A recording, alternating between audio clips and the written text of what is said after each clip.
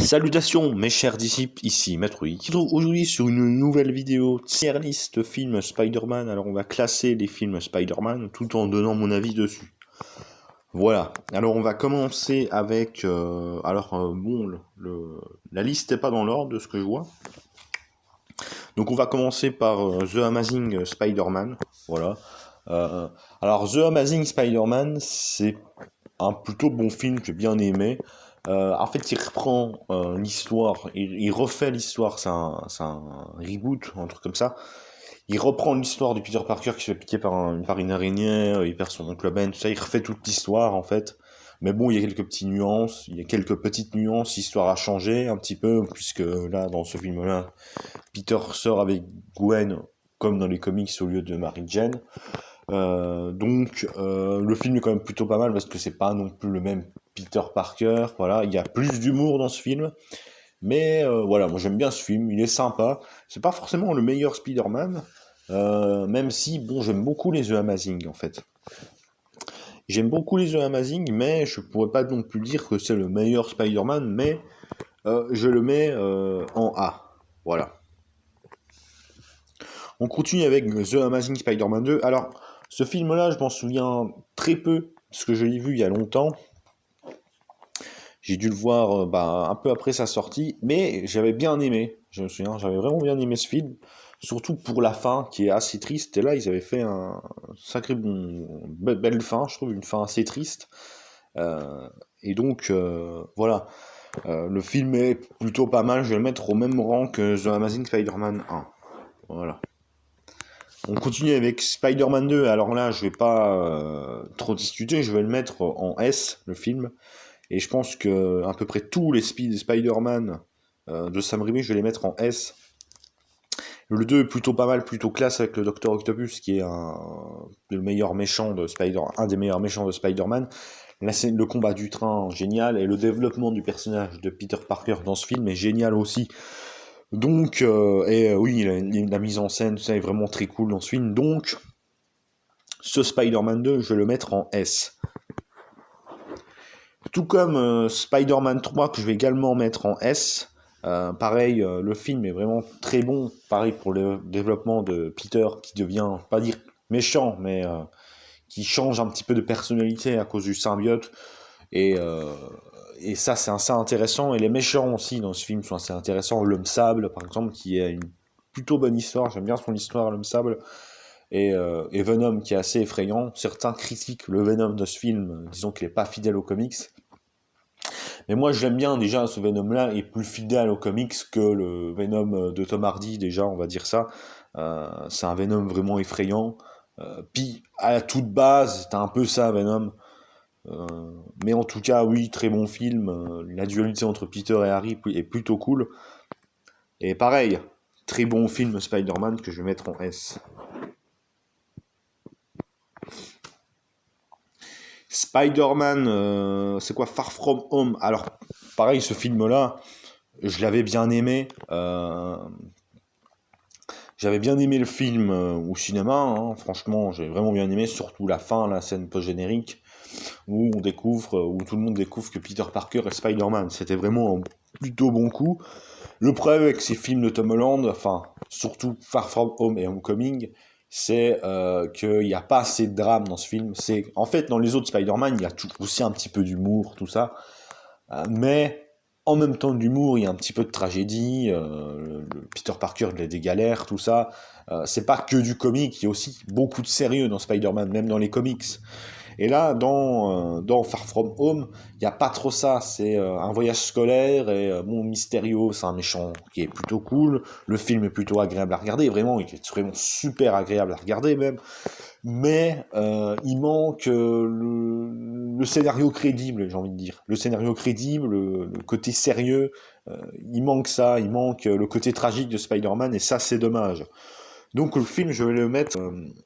pas en C, quand même pas en B, parce que c'est un film sympa, voilà, qui est plutôt sympa, mais il manque ce petit truc qu'il y avait dans les anciens films Spider-Man, tout comme Homecoming d'ailleurs. Homecoming aussi, il manque ce côté tragique, c'est trop dans le comique, et Et pareil, Homecoming, je vais le mettre au même rang que Far From Home. Après, on a Spider-Man Into the Spider-Verse. Alors, celui-là, c'est vraiment un bon film. Certains disent que c'est le meilleur Spider-Man. Il faudrait que je revoie ce film d'animation, mais en tout cas, moi, je me souviens quand je l'avais vu au cinéma, j'avais vraiment bien aimé ce film, en fait. Pourquoi j'avais bien aimé? Parce que, déjà, on voit toutes sortes de Spider-Man, et ça, c'est vraiment cool. Et il y a vraiment plein de trucs bien. Déjà, on suit la mort d'un Spider-Man au début du film, et c'est vraiment bien mis en scène, je trouve. Et le méchant, il me semble que c'est le Caïd, est vraiment un très bon méchant, et j'ai vraiment bien aimé ça. Mais en général, le film était plutôt pas mal dans l'ensemble. Ce film Spider-Man était vraiment très cool, et je pense qu'il faudra que j'aille le revoir, parce que c'était vraiment un très bon film. Et bon, je sais pas par où le classer, mais en tout cas, il est au-dessus de Far From Home et Homecoming, je pense. Est-ce qu'il est au niveau de ce Sam Raimi? Je ne sais pas, je vais être raisonnable. Je vais le mettre en A.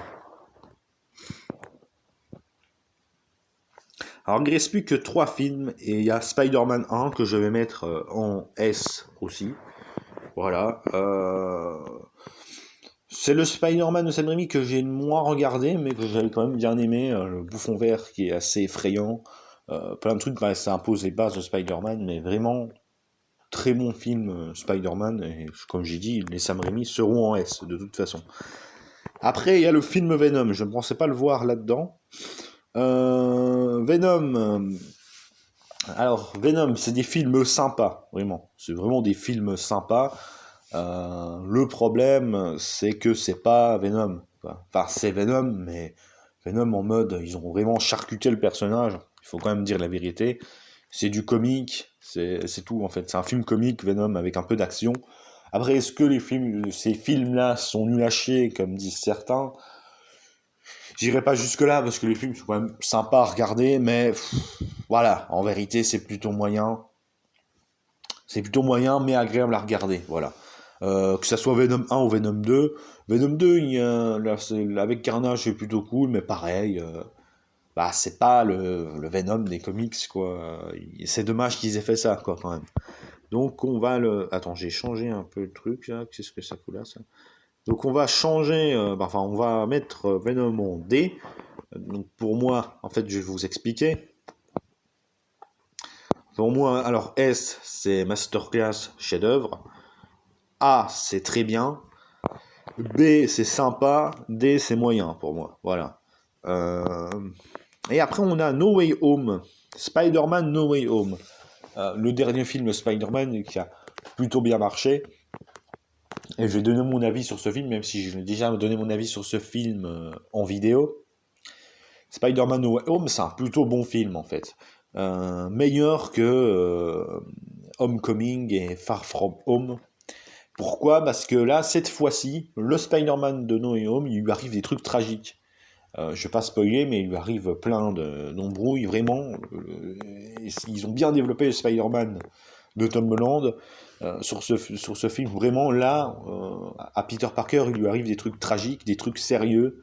Et ça, c'était vraiment pas mal. Le film a changé de ton, même s'il y a encore de l'humour, mais ce film-là a enfin réussi à bien développer le Spider-Man de Tom Holland et à le rendre intéressant. Voilà. Et puis on voit également, tout le monde doit le savoir maintenant, mais on voit Tobey Maguire et Andrew Garfield, qui sont aussi assez bien développés, et on les voit, ça fait plaisir de les voir raconter leur histoire, raconter ce qu'ils ont vécu dans leur carrière de Spider-Man, c'était plutôt intéressant. Et pour moi, le film est très bien, vraiment très très cool. Alors, il n'est pas parfait, hein, mais il est très très cool. Et je vais le mettre en... Moi, je vais le mettre en A, en fait. Voilà. Parce que le film est vraiment très bien. Voilà. Donc voilà, c'était tout pour cette vidéo. J'espère qu'elle vous a plu. Je ferai d'autres vidéos tier list, peut-être sur d'autres films Marvel, même sur Harry Potter, pourquoi pas, sur des films Harry Potter, ou sur d'autres sagas de films, ou même sur des jeux vidéo ou des mangas, j'en ferai aussi, parce que c'est assez intéressant comme concept. Et donc c'est tout pour cette vidéo, et je vous dis à la prochaine, pour une prochaine vidéo.